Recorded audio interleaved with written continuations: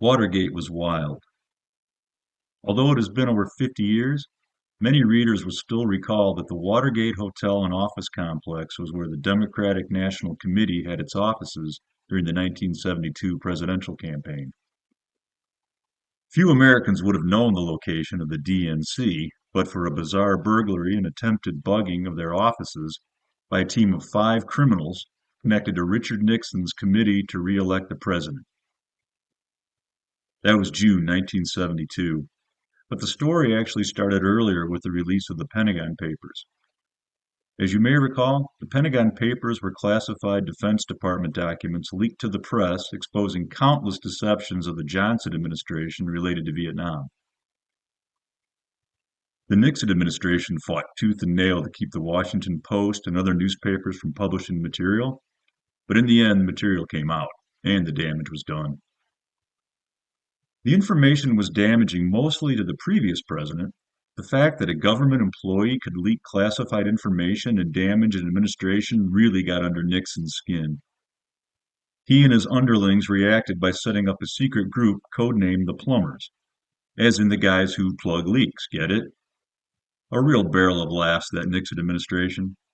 The Plumbers functioned as a secret intelligence agency and dirty tricks unit, essentially the president's private little CIA.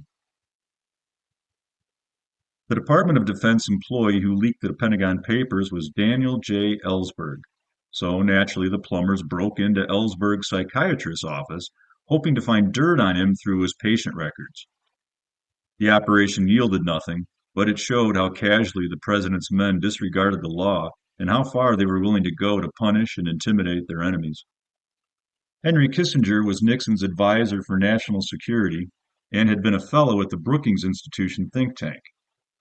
Kissinger had requested documents from his time there, and they had refused. Whatever was among these papers must have been big, because the president floated a plan to firebomb the Brookings Institution and steal the documents. His exact words were, "God damn it, get in and get those files. Blow the safe and get it."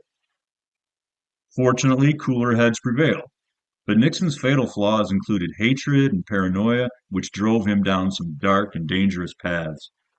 People were out to get Richard Milhous Nixon his whole life, which justified any means taken to protect his political career and famously thin skin. There was always someone to revile and blame: Fidel Castro, the press, the Ivy Leaguers, the anti-war movement, and often the Jews. Yes, unfortunately, Richard Nixon was a bit of an anti-Semite. Although he employed Kissinger and a few other Jews, he also said to his chief of staff, Bob Haldeman, "Generally speaking, you can't trust the bastards. They turn on you. Am I wrong or right?" And in a conversation with his new chief of staff, Al Haig, after Haldeman resigned, Nixon is discussing future judicial nominations when he says, "No Jews. Is that clear? We've got enough Jews. Now, if you find some Jew that I think is great, put him on there." In any case, once Nixon and his underlings went down their dark path of plumbers, break-ins, and firebombs, the idea to break into and bug the DNC probably almost made sense.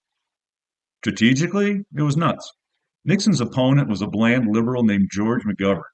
McGovern was an anti-war Washington outsider whose VP nominee ended up being dropped from the ticket in disgrace. McGovern didn't even win his home state of South Dakota, taking the electoral votes of only Massachusetts and the District of Columbia. It was never even close, making the decision to spy on the DNC all the more ludicrous.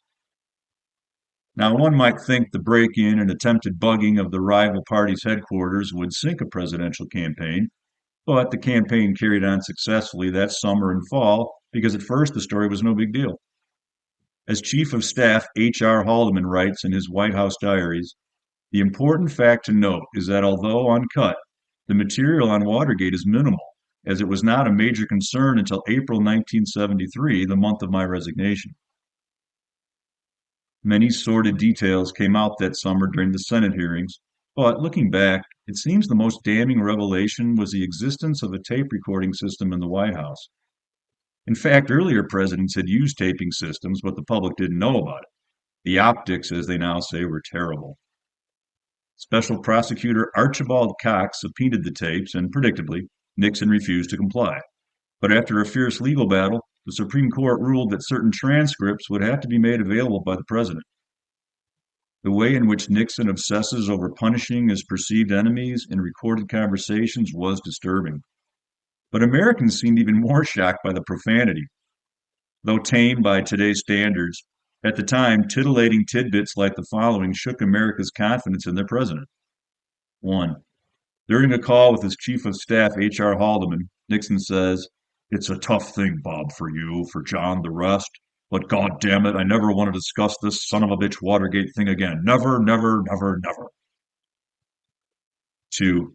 Later, Nixon goes all soft and tells Haldeman, "You're a strong man, God damn it, and I love you and I love John. Keep the faith, keep the faith. You've got to win this son of a bitch." 3. After Haldeman and other key advisors had resigned, California Governor Ronald Reagan called Nixon to offer his support. Reagan said, "We're still behind you out here, and I wanted you to know you're in our prayers." Nixon replies, "How nice of you to say that." And then adds, "We can be, each of us is of different religions, but God damn it, Ron, we have got to build peace in the world, and that's what I'm working on." Billy Graham was a Nixon supporter and spiritual advisor, and when the tapes came out, the profanity shocked him. Even folks whose homes were no stranger to swear words noted the jarring contrast between the Nixon they saw on television and the one now revealed through the tapes. Suddenly, when the president claimed he was not a crook, Americans had to wonder. When it was all said and done, 40 people were either indicted or convicted in connection to the Watergate break-in and cover-up. That included former Attorney General John Mitchell, Chief of Staff H.R. Haldeman, and other famous names such as John Ehrlichman, Charles Colson, John Dean, G. Gordon Liddy, and E. Howard Hunt. And it led to the only resignation in United States presidential history. In the third grade, my teacher had informed us that if we wrote a letter to the White House at 1600 Pennsylvania Avenue, we would receive an autographed color photo of President Nixon and the First Lady. Seemed like a good deal to me, and I still remember the magic of opening that envelope and pulling out the photograph. But then the hearings dominated the TV that summer, and the following summer we saw the president flash the awkward V for Victory sign, step aboard the helicopter, and fly off into the sun. It didn't frighten me exactly, I just knew something was up. The way I felt a few years earlier when my father left. The suddenness of the exits bothered me. I mean, I had questions. Luckily, I was 10 when Nixon resigned, and the next several years were spent in the absolute narcissism of adolescence. I paid more attention to politics than most kids, but anything going on at 1600 Pennsylvania Avenue was still pretty far down the priority list. Still, I kept the photograph of Nixon and his wife, Pat. Every few years, I would pull it out of the fading envelope. In high school, I was a born-again Christian and remember feeling disgust for Nixon's lies, but also pride that Chuck Colson had formed a faith-based ministry as a result of Watergate. In college, I had taken a United States history class, 1877 to the present, and now had a strong opinion on Watergate. Nixon was a lying bastard whose lies cost untold lives in Vietnam. He seemed like a villain at that age, along with LBJ, Robert McNamara, Henry Kissinger, and the rest. In my 30s, after losing most of my hair and packing on a few pounds, I was able to see Nixon sympathetically. Hey, everybody lies. Everybody makes mistakes. Look at all he had managed to achieve, especially for a man no one really liked. Now I'm not sure what to think. America dodged the bullet with that guy. That much I know. It wasn't clear that he would ever give up power no matter what.